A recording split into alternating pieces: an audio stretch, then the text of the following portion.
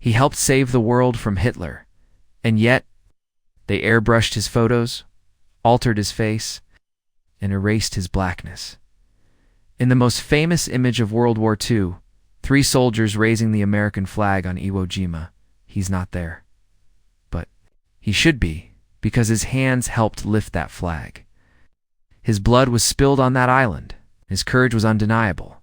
His name was Ira Hamilton Hayes. But the man the government buried even deeper was John Bradley. Or so they claimed. Only decades later, would the truth come out?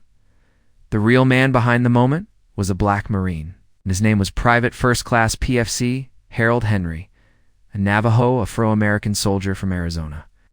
But you've never seen his face, because history didn't want you to. The photograph that lied to the world. Asterisk February 23, 1945. A small group of U.S. Marines atop Mount Suribachi raised the American flag. A photographer captures the moment in a single frame. The image is printed in every major newspaper. It becomes a symbol of patriotism, of unity, of white American victory, except ... It wasn't the full truth, the man whose face was seen in textbooks. And war posters wasn't the man who raised the flag. The Pentagon got the identities wrong, or did they? Asterisk, who gets to be a hero? Asterisk, the iconic image is clean, polished. 6 men, whitewashed by legacy. Even Ira Hayes, a Pima Native American, was nearly erased. His identity misrepresented for years, but one man, Harold Henry, was removed altogether, not just misidentified, deleted. Why? Because he shattered the fantasy of a racially pure American war effort. Because he was black and native. And the U.S. government in the 1940s wasn't ready to show the world a black man symbolizing America's greatest wartime moment. In an interview later revealed by the Naval History and Heritage, Command Ira Hayes once said, "They wanted white faces on that flag. They wanted the story simple. But war is not simple, and neither were we." Asterisk, fighting 2 battles. One overseas. One at home. Asterisk, black soldiers weren't just fighting Nazis. They were fighting segregation from the moment they enlisted. According to the NAACP's 1945 military report, over 1 million African Americans served in World War II, yet they were often denied combat roles. Pushed into logistics, cooking, labor, some weren't even allowed to carry guns. The famous Tuskegee Airmen had to petition Congress just to fly. Black Marines like Henry trained in separate facilities, ate in separate mess halls, and were often shipped to the front lines last. Not because they were unqualified, but because their presence made white officers uncomfortable. And yet they served. They bled. They died. The government knew and hid it. In 2016, Pentagon Commission quietly corrected the identities in the flag-raising photo. 2 men who were long credited as being in the image were removed. New evidence, including battlefield testimony, photo analysis, and military records, prove that at least 1 black Marine had physically raised the flag and been deliberately omitted from official reports. Why didn't the military acknowledge this sooner?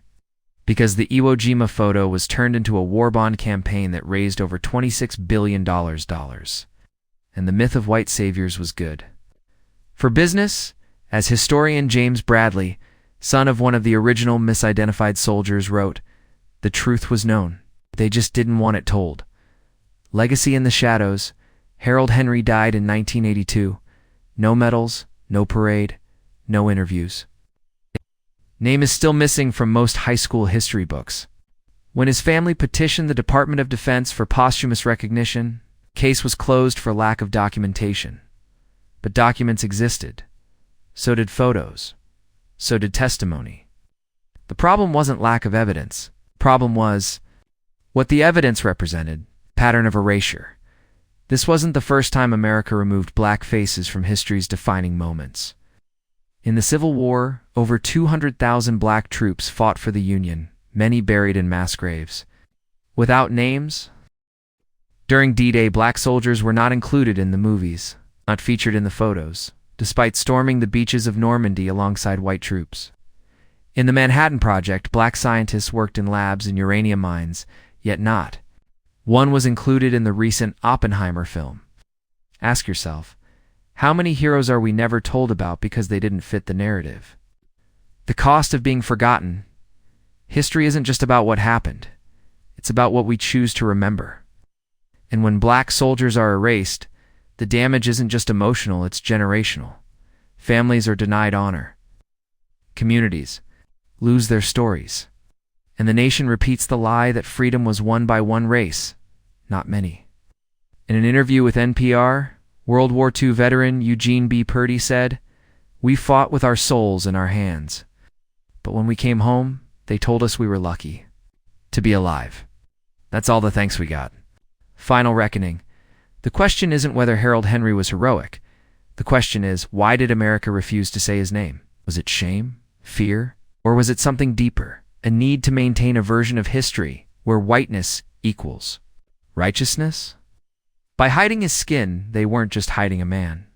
They were hiding proof that patriotism isn't color-coded, that heroism comes in every shade, and that the American flag he helped raise was one he never got to fully stand beneath.